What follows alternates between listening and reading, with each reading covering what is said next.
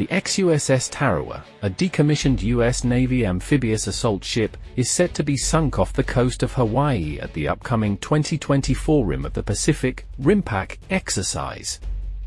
This is the first time in nearly 2 decades that a Tarawa-class vessel will be destroyed as a target, and it is only the second example to be used for this purpose.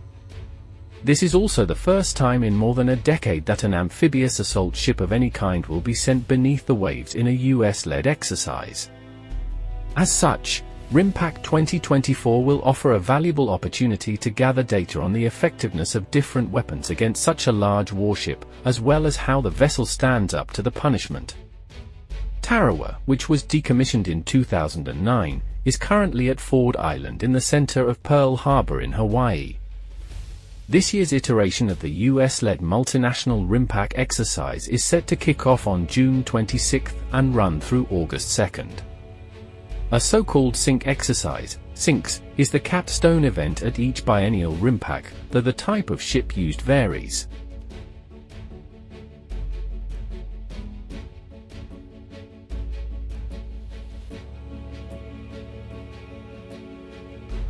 USS Tarawa, the first of its class, entered Navy service in 1976. During the 1970s and 1980s, the ship and the U.S. Marine forces it carried largely conducted routine cruises in the Western Pacific. It also deployed further west on occasion, including to support international peacekeeping operations in Lebanon in 1983. As part of a larger amphibious force, Tarawa brought Marines to Saudi Arabia in 1990 as part of Operation Desert Shield in the immediate run-up to the First Gulf War. As part of subsequent deployments with other amphibious warships, the vessel conducted additional cruises in the Western Pacific and also returned to the Middle East on multiple occasions. This ultimately included participating in operations in Iraq following the US-led invasion of the country in 2003. Tarawa's last deployment involved supporting the ongoing US missions in Iraq and Afghanistan. The Navy has been planning to use Tarawa as a target during a major exercise since at least 2022. Another ship in the class, the ex-USS Pummeled, is also said to be used in a SINKEX at some point in the future.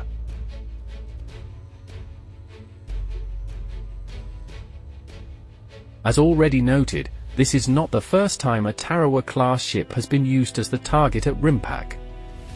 The ex-USS Bellowwood was sunk during the 2006 iteration of the exercise. 5 of the 7 Iwo Jima-class amphibious assault ships, which preceded the Tarawas in Navy service, were also used in other RIMPAC SINKEXs. The other 2 were scrapped. The ex-USS New Orleans was the last one to be sent to the bottom of the Pacific at the 2010 iteration of the exercise. However, Tarawa's impending fate is still significant. Not only has it been a very long time since the Navy used an amphibious assault ship of any kind for the RIMPAC SINKEX, but is the largest ship of any kind to be used in more than a decade.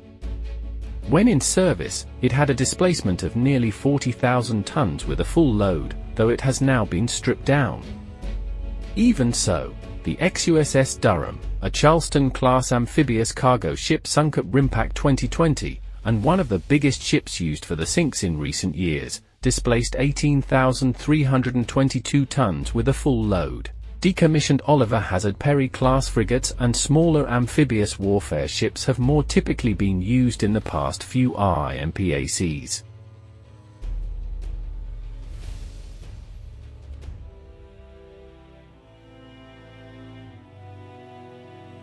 Furthermore, though the former USS Tarawa will not be firing back during the upcoming SINKEX, amphibious assault ships are high-value assets that are designed to be well protected right down to their core structures and otherwise resilient to damage thanks to redundant features. The Tarawa-class ships also represent more modern design than the Iwo Jima-class types that have been sunk in the past. On top of all this, the Navy has no real options for conducting live-fire exercises or destructive testing against anything larger and with a similar degree of protection than a Tarawa-class amphibious assault ship. The service has only deliberately sunk a post-World War II supercarrier once, in a test in 2005 involving the decommissioned Kitty Hawk class USS America, as you can read more about here. The Navy may well be prevented from ever doing something like that again due to environmental and other factors, given that all of its current aircraft carriers are nuclear-powered. The last of the service's conventionally powered carriers are now in the process of being scrapped, as is its first ever nuclear-powered type, the ex-USS Enterprise.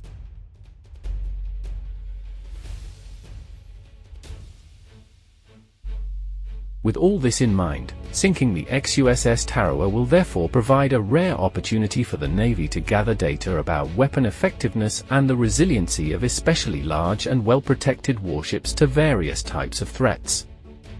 Advanced modeling and simulation, as well as more limited destructive testing, can also provide very useful information, but is not a substitute for actually being able to see what happens to a full-size warship when it gets pummeled. What weapons will be used in the upcoming 2024 RIMPAC sinks is unknown, though submarine-fired heavyweight torpedoes are typically used to deliver the final blow in such live-fire events. New and improved anti-ship weapons, as well as ever-evolving tactics, techniques, and procedures, have been demonstrated during RIMPACs in the past. They have also provided space to explore the use of weapons not necessarily designed for use against warships in that role. RIMPAC SINKEXs, in general, also provide US allies and partners with a live-fire opportunity that may well not have access to otherwise. Forces from Australia, Belgium, Brazil, Brunei, Canada, Chile, Colombia, Denmark, Ecuador, France, Germany, India, Indonesia, Israel, Italy, Japan, Malaysia, Mexico, Netherlands, New Zealand, Peru, the Republic of Korea, the Republic of the Philippines, Singapore, Sri Lanka, Thailand, Tonga, the United Kingdom, in addition to the United States, are set to take part in this year's iteration of the exercise. A total of 40 surface ships, 3 submarines, over 150 aircraft, and more than 25,000 personnel overall, including ground forces from 14 countries, are expected to take part by the Navy.